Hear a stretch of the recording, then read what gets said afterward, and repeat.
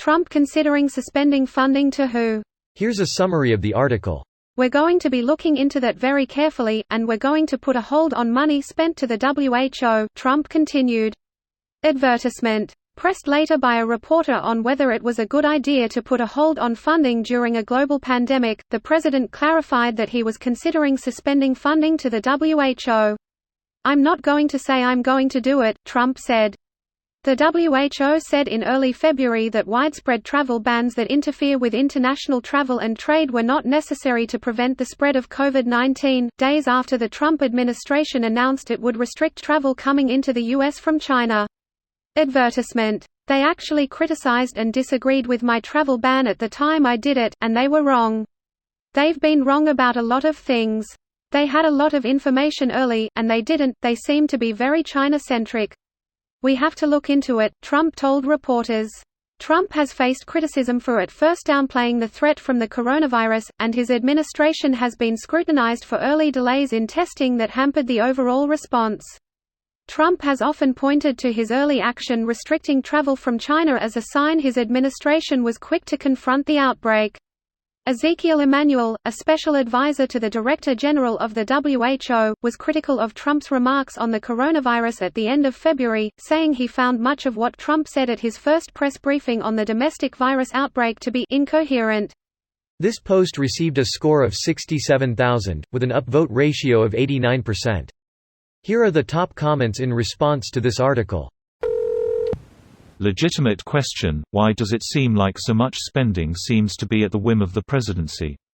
I feel like I see a lot of "Trump threatens to defund NATO" or "Trump considers halting aid to Uganda" headlines or whatever.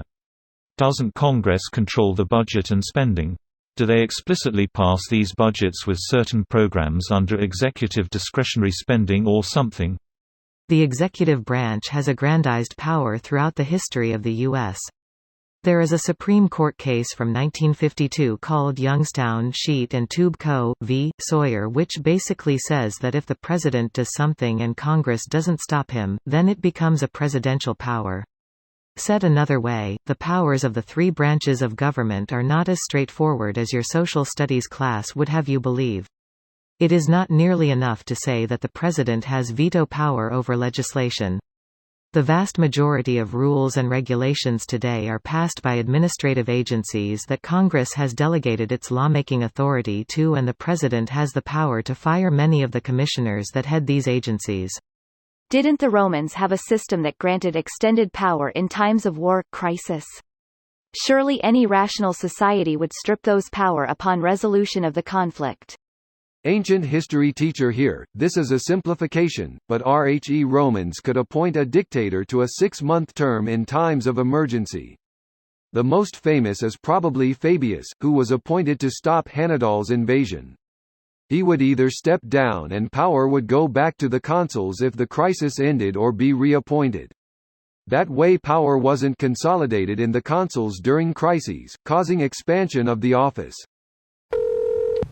Pete Townsend will be disappointed. Why should taxpayers' money be spent on a teenage wasteland? Because otherwise we'll be fighting in the streets with our children at our feet and the morals that they worship will be gone.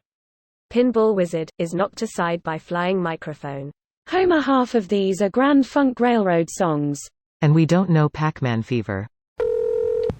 The only card Trump knows how to play is "don't pay them," and hope they're already in deep enough that they'll do what you want so they get paid. He's done it since he was dealing with New York contractors.